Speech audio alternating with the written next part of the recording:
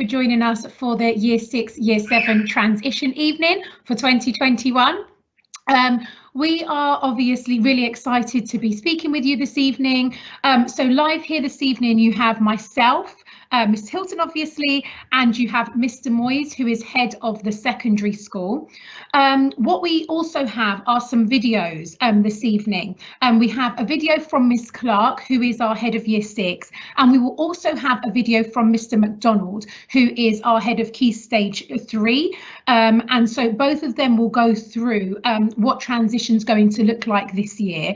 And then Mr. Moyes will then also go through exactly what it will be when your children are moving into Year 7, and then we will have an opportunity for question and answer at the very end as well. So I will just hand over to Miss Clark's video now for you guys to watch.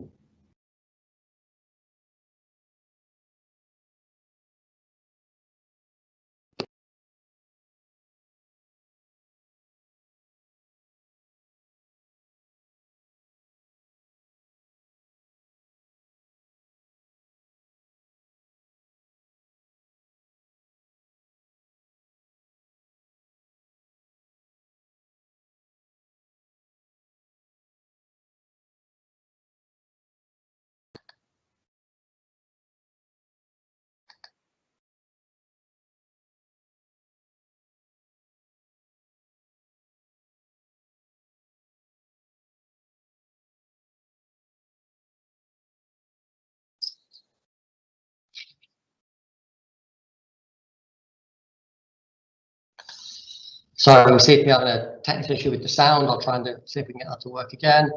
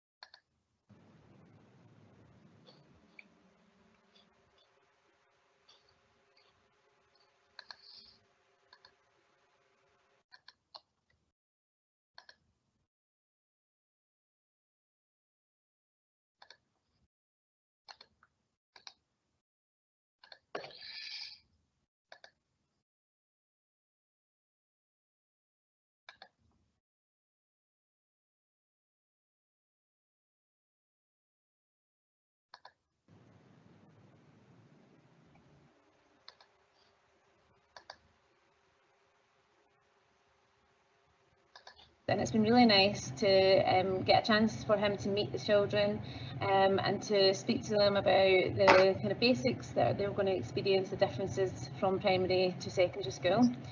And they had a chance to ask any questions or kind of get some of their worries off their chest after speaking to Mr. McDonald. So we plan to continue that with some virtual assemblies coming up in the coming term. These virtual assemblies are really helpful, they have been in the past, and we plan to have the head boy and head girl lead some of these assemblies. And it's really nice to see and hear from their point of view, their experiences of transition, and it gives the boys and girls a chance to kind of relate to what they're already feeling as well. Also, Mr. McDonald will be holding some virtual assemblies himself, and he'll be giving the boys and girls a chance to have some question and answer sessions afterwards. And also we've got a transition team set up that useful information or upcoming events will be posted, and the boys and girls have direct access to myself and Mr. McDonald if they have any questions. We're also trying to get the secondary school teachers up to the primary school and hopefully teach a typical lesson in English, maths and maybe science. and this gives a good kind of idea for the children what to expect and how it differs from the lessons that we give them here in primary. And throughout the year, really, we've been trying to instill traits in the boys and girls that's going to help them to transition to secondary school, things like independence and not relying on us as teachers as much, and not relying on yourself at home, and just being a bit more self-reliant. Also, the organisation skills really come into play in secondary. They need to know their timetable, they need to know where they're going, organise for each lesson, having their equipment. So we've really been trying to push that this year as well. Also, resilience is a big thing. Going through new experiences, some that are maybe not as easy as they've been so far in primary school. So being able to kind of deal with that as children, we've been trying to kind of instill that in them this year as well. So yeah, that's pretty much the transition process that we're going through at the moment. And it's a really exciting process. The children are really looking forward to it. We've kind of mentioned it to them, and they're really excited, and so are we. So I hope this kind of explains a bit what we're doing, and if you've got any questions, then feel free to speak to myself or Mrs MacDonald at any time. Thank you.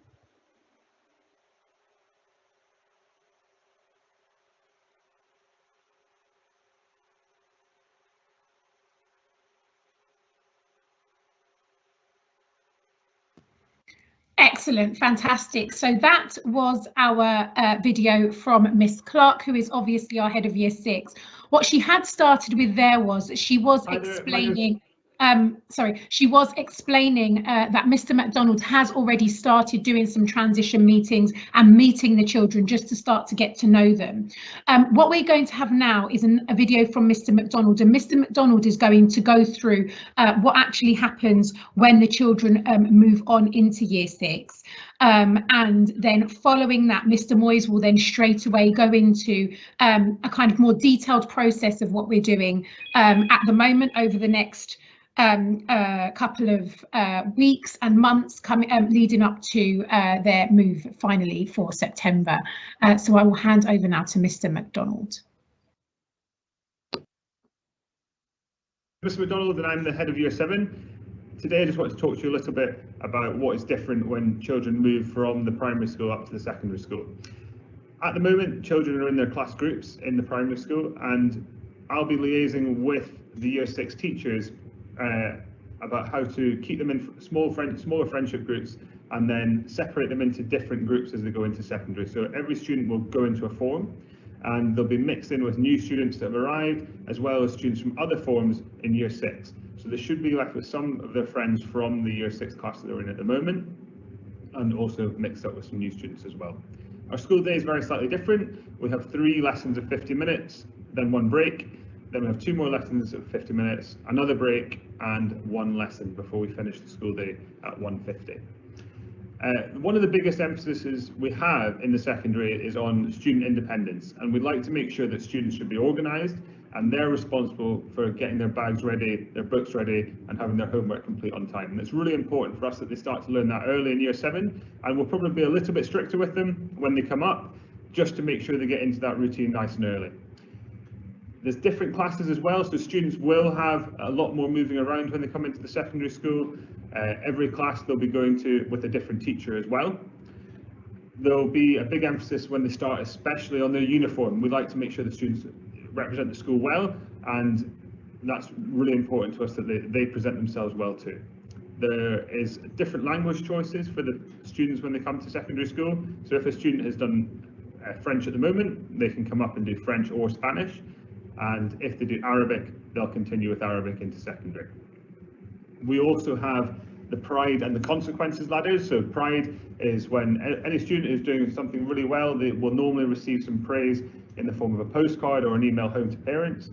And then on the other end of the spectrum, if students have made a mistake or they've misbehaved, what tends to happen is they'll get a consequence, and we have a consequence ladder depending on the severity of what they've done. We also have numerous ECAs as well in the secondary. When COVID eventually passes us by, we've got lots on offer for them in the secondary school, and that's normally between 150 and 245. I think that's everything I need to cover. If there's anything else that I can answer for you, please don't hesitate to get in touch, and I really look forward to meeting you all sometime next year. Hi there, my name is Mr McDonald and I'm the head of...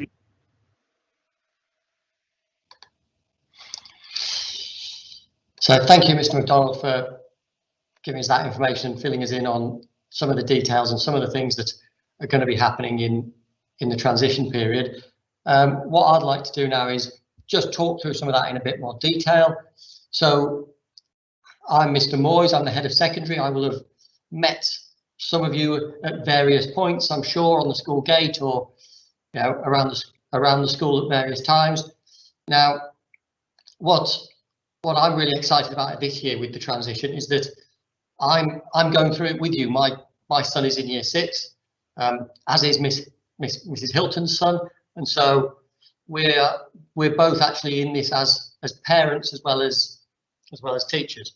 So I know what a lot of you must be feeling, and first of all, a lot of you will be looking at your children, especially if they're your eldest.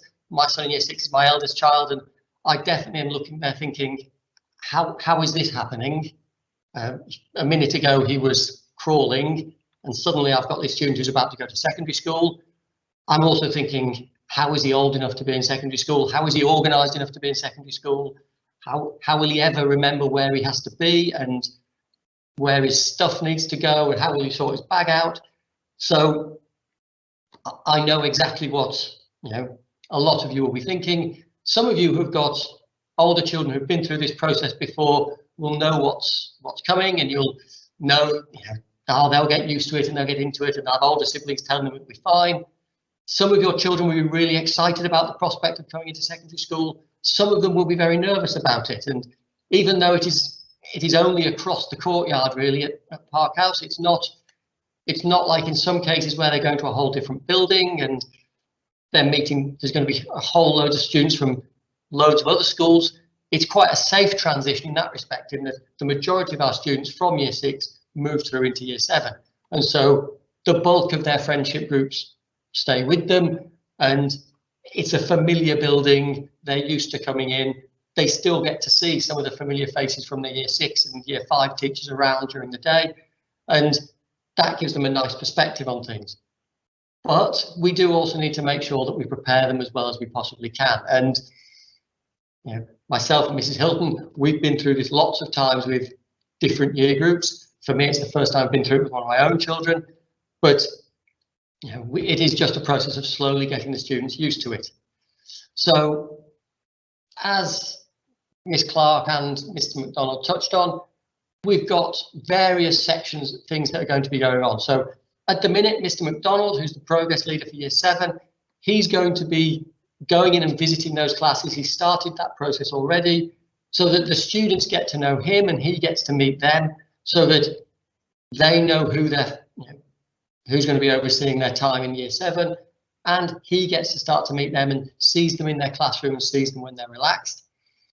Some of our current year 7 students, as well as Mr McDonald, will then do a presentation to the year 6 groups, talking about their experience last year of moving through. And obviously last year's year 6 into year 7, about 51 weeks ago, we were suddenly shut and didn't go back in, and so they didn't get a chance to go around the secondary school and didn't have a look, and yet they've settled, and we've managed it from this end, and they've had mentors with them showing them around at the start of the term and things like that. So some of them are going to come down and share their experiences with the year 6s, so they can get a feel for how the students, from a student's perspective.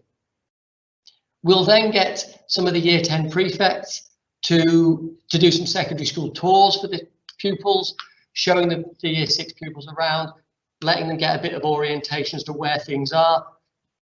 Most of them in the primary school, if you said to any of the year 6s, I'm looking for someone in year 1, where would I find them? They would be able to tell me straight away, oh, year 1s are down there, they're over there, they're in those corners. They know their way around. What we just need to get them to know is, oh, you're looking for an English room, where are the English rooms? Where are the maths rooms? So it's just showing them that the layout is not totally different, and giving them some ideas of where things are. We then, as has been said by Ms Clark and Mr McDonald, will have some taster lessons. So we'll get some of the secondary teachers to come down to primary and do some lessons with the students and meet them and do, take on some of the teaching there for the odd lesson. And then during the sort of the transition week, now traditionally we've had a transition day. Obviously, we don't quite know how school will be operating, whether we'll be at 50% still in that final term, but we will have a period of time where the students come and spend a few lessons a day in the secondary school and move around the secondary school and have lessons with the secondary teachers to get them to have a feel for how their day will work. So through that, we'll have a series of things for the pupils. What I haven't mentioned in there is in term 3, we will have another session like this for parents with more of the nitty-gritty of things that they'll need to know for secondary school, kit lists, uniforms, some of their procedures, some of those things that at the start of March, it's too far in advance to be really looking at those. So we will do another session for parents later on in term 3 as well, where we go through some of those things. And often what we've done is we've done that again at the start of the term for new parents to help, to help orientate them and get them used to what's going on and aware of the procedures. Ms McDonald spoke briefly about tutor groups and classes. So what the biggest difference between primary and secondary school is they no longer have a teacher. So this year they will either have Mrs Pellini, Miss Clark, Miss Mackay, Mr Milne. They will have a teacher who teaches them the bulk of their lessons. They still have some specialists. They'll have the PE specialists, specialists for ICT, specialists for languages, but the bulk of their lessons are taught by one teacher. In secondary, that's not how it works. They have specialists for every lesson. So we place them in what we call tutor groups, and lower down the school, most of their lessons are in their tutor groups. Okay, so if they have, that class will be the class they're in for most of their lessons. Now, languages, they're mixed up. Their tutor groups are mixed together for languages because in normal circumstances, which is where we hope to be next year, there'll be pupils in each tutor group, some doing Spanish, some doing French, some doing Arabic. When they have those lessons, they will be separated out, and that will give them an opportunity to, meet other people, but also have slightly different experiences.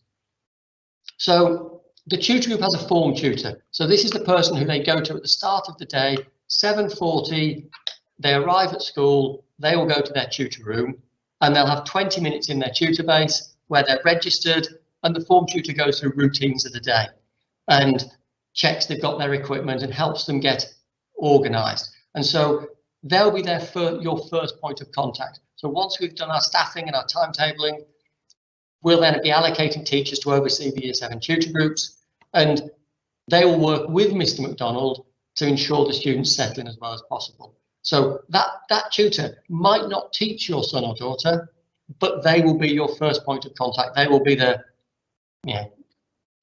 form tutor, and they'll sort of oversee them and keep an overall watch on them as such. As Mr McDonald mentioned, the Year 6 tutor group will be shuffled on entering Year 7. Okay, we'll have new students arriving, and it's a new school, change of environment. We will, the students will be mixed up. So Mr Milne's class will not move through to be a Year 7 class. That group will be mixed up. Now, that is done in consultation with the Year 6 teachers. So Miss Clark, the Year 6 team, and Mr McDonald, Miss Hilton will sit down and go through the groups and say, right, where are the friendship groups? Who works well together? Who should we make? And we will be trying to make sure that everybody has some people from their current class in their group. Now, sorting out the tutor groups is not straightforward. Class lists are very complicated because we need to try and have it, as I said on the PowerPoint here, a good balance. We need to have an equal mix of, we want a mix of gender, we want a mix of nationalities, we want a mix of foreign languages studies, as well as trying to keep friendship groups. And a lot of time and energy goes into that. So I'm telling you now, if you start messaging me saying, I want to move my son or daughter tutor group, we will be saying no. So once those groups are set, those tutor groups, they are their classes. Okay. And obviously people, we have new students coming in, they will be allocated to tutor groups as well. So, but a lot of time will go into those with lots of people involved. Ms McDonald briefly touched on the school day, and similar to the primary school this year, we'll be having 50-minute lessons. So both the primary and secondary schools switched to 50-minute lessons this academic year. And the purpose of that was twofold. One, it allowed us to have 2 breaks in the day. And I think for all the students, they need that little bit of downtime in the day to allow them to focus during their lessons. And we used to only have 1 break in secondary, and it wasn't enough really. It meant the day was too compact for the students. It didn't get enough time to step away from their work and process things. So in secondary, we have 3 50-minute lessons, then a break, 2 lessons, a break, and then the final lesson of the day. Now, obviously in the minute year 6, I think they go 2 lessons, break, 2 lessons, break, 2 lessons. And the breaks are obviously staggered so that outside space can be used by all parties, but it also allows the students to have that bit of downtime that they need.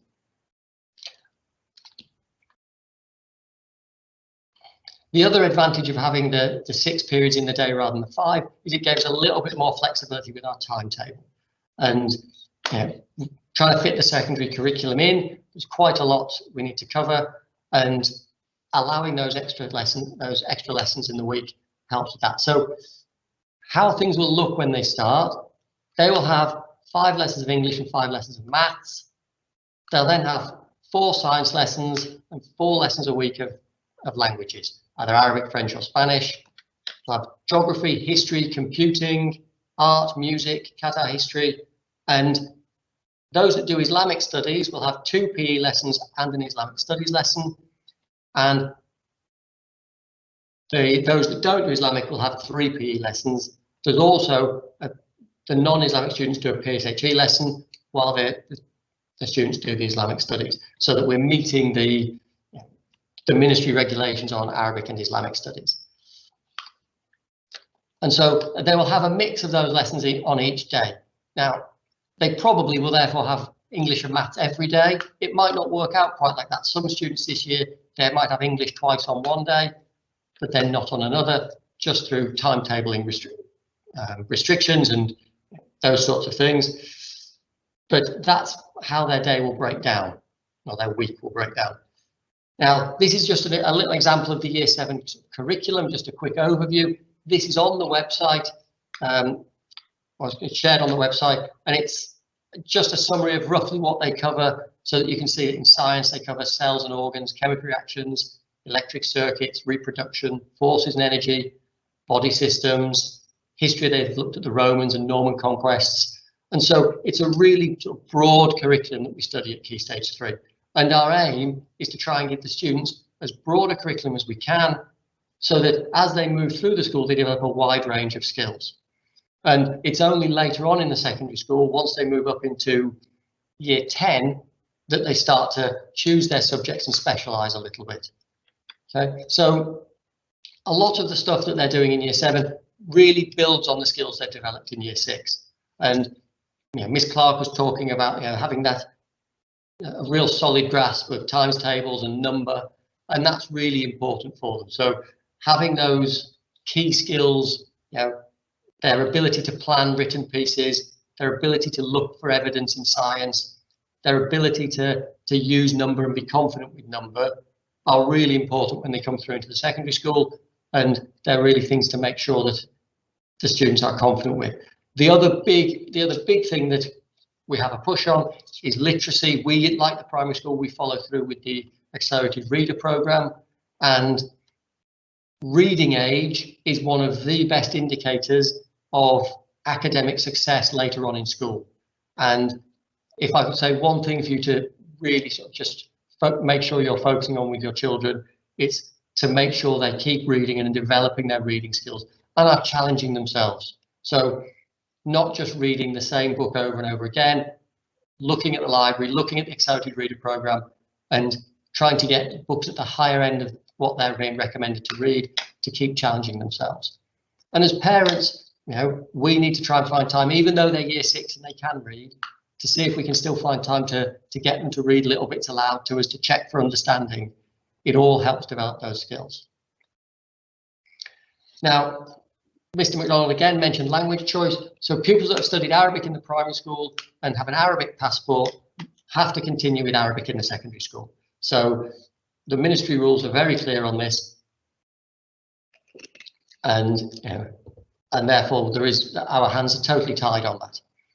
Pupils who've studied French in year 6, they will state their preference for either French or Spanish. And I've said there, we cannot guarantee the first choice. So we normally have a pretty a reasonable mix between the two. What will happen is, after Easter, a language choice form, or possibly before Easter, a language choice form will be sent out by a computer.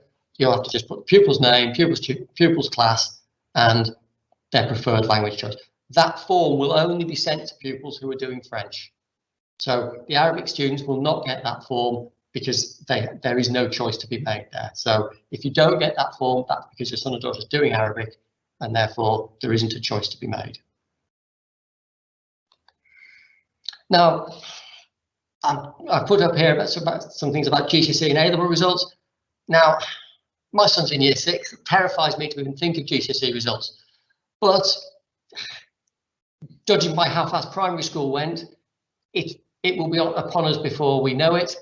And what I want to reassure you is that our GCSE results for the past few years have been as good as any school in Qatar. We've had between 80 and 90% of our pupils achieving 5 good GCSEs, including English and maths.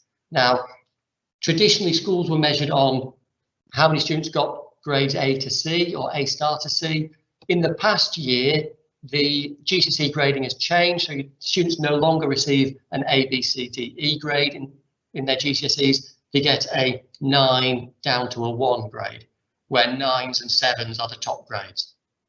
So that's something that, as they go through the school, you'll get to grips with, but it's something I'm just going to make you aware of. And for our past couple of years, roughly 50% of entries have been at A and A star, or 9s and 7s. So we've been really proud of the academic successes of the students at GCSE. And again, at A level, we're very happy with the results students get at A level, and huge numbers of our students go to well, virtually all our students go off to university, and they go to universities all over the world. So America and Canada are popular. The UK is obviously a big destination for a lot of students, but Europe, Southeast Asia, a lot stay in Qatar, and our sixth form team do a great job in supporting the students with all of those university applications. As you'll know, as your current Parkhouse parents, academic success is a part of it, but there's also, as Ms McDonald said, a huge part played on ECAs and sport. And for me, that has been one of the hardest things about the past year. Is yes, we've been able to carry on with the education of the students, but to not have all the sport, to not have all the ECAs has been a real shame. And because that's what really makes the students what they are. And when you start looking at further down the line at university applications, the universities, yes, they're interested in the academics, but they're also interested in what else. Yes, you've done well in your subjects, but are you a good person? What have you contributed to your school? What have you done above and beyond? Have you taken part in the Model United Nations and argued situations with other students? Have you taken part in the International Award and pushed yourself and been on an adventure? These are the things that, have you been part of the sports teams and been involved in the Quest competitions? That's for me is every bit as important a part of the school as academic success. And I think that's something that we're really looking forward and wanting to get back to, because I think the students really need those outlets on top of their academics. Okay, so Mr. McDonald spoke about promoting positive behaviour. we've spent a lot of time in secondary talking about pride, about perseverance, responsibility, independence, dedication, engagement. And I know that's something Miss Hilton and Miss Stewart have been doing in the primary school as well over the past term, is bringing that into the primary school. And so those skills are things, and those qualities are things we're really looking to in our students and looking to develop. And all of our rewards are based around that. So although we do celebrate academic success, most of our awards assemblies and our awards that we give out through the year are based on students showing these qualities, because a student can have, might not have achieved a higher grade as another student, but the effort and perseverance and dedication it took for them to get there is actually more worthy possibly than the student who found it very easy to get there. And recognizing that journey that the students go on through learning is an important part of this. And I think it's something I talk to parents a lot about, is all you can ever ask of the children is that they have absolutely tried their best. Whenever I get my son's report, it is the effort grades that I'm looking at. Are you trying your hardest? Because if you're doing that, that's all I can ask. And what we're trying to promote here through the Pride is that students see that the grade isn't everything. It's an important part of it, and we want them to have academic success, but actually the skills they develop through the struggle and the commitment they have to show and that dedication is a really important part of it, because everybody should get stuck at some point, and how you cope with that is actually one of the most important skills as a school we can teach people. And myself and Mr. Robson, who's head of pastoral, who spent a lot of time developing this, we feel that teaching the students those skills to overcome challenges and those qualities is a really important part of what our secondary school, and in fact now with primary school taking this on and linking it to the IPC learning goals, is a really important thing that we want to develop in the students. And so we place a lot of focus on that. Now, we've obviously spoken to a lot to you tonight about to try and give you a little taste of what's going to happen in this transition process, so that you can see what the students are going to be doing to get them ready. Hopefully we've given you a little feel for how the secondary school runs and how it's going to work. As I've said, we'll do a further session later on in the academic year for the nitty-gritty almost of these are things they'll need in their bag. This is our uniform expectation. This is what they need, how they'll be issued homework. So we use Teams a lot in the secondary school. They're using that in year 6, so that's not an issue. They'll be used to that. Planners they should be getting used to. So a lot of it, of that sort of nitty-gritty detail, we'll go through later on when we do a second session later in term 3. Now, as well as this, we also did a virtual open day for new parents, because obviously we've not been able to do any school tours at all this year. And normally every week on a Tuesday, it used to be last year, I would be showing people around the secondary school, and often year 6 parents would come and want to have a look around. Now, in the current climate, we're not able to do that. If that changes and we do get to a position where we can, then yes, we will invite year 6 parents in to say, look, and we'll try and show you around the secondary school if you want to come and have a look, if you haven't got students already here. In the meantime, on the school website, there is a video of our virtual open day in which I speak about the secondary school in general, some of which I'll repeat things I've said here, I'm sure, but also it has a video on there that goes around the secondary school and looks in some of the secondary school lessons. So that might be worth looking at if you want some more information. Now, what we're going to do there is, if you have questions, obviously Mr. McDonald and Miss Clark will be able to answer those. Their year 6 teachers will also have information on this. They'll be talking to them about it. And so we will be able to address any issues you've got. And obviously, if you're picking up from school and you see me or Miss Hilton on the school gate, feel free to ask us questions. Feel free to pick our brains about this. Okay, I know that it's a difficult time for the students potentially, and this year has been very challenging for them, and we will be trying to make sure that the transition process is as smooth as possible for them, so that they're not worried about it, they're not anxious about starting in secondary school, and actually they're excited about it and looking forward to it and feeling ready to move on from primary and be in big school as it used to be. So we'll be doing all we can from that end, and if you've got any questions, feel free to contact us. So thank you very much for joining us this afternoon, and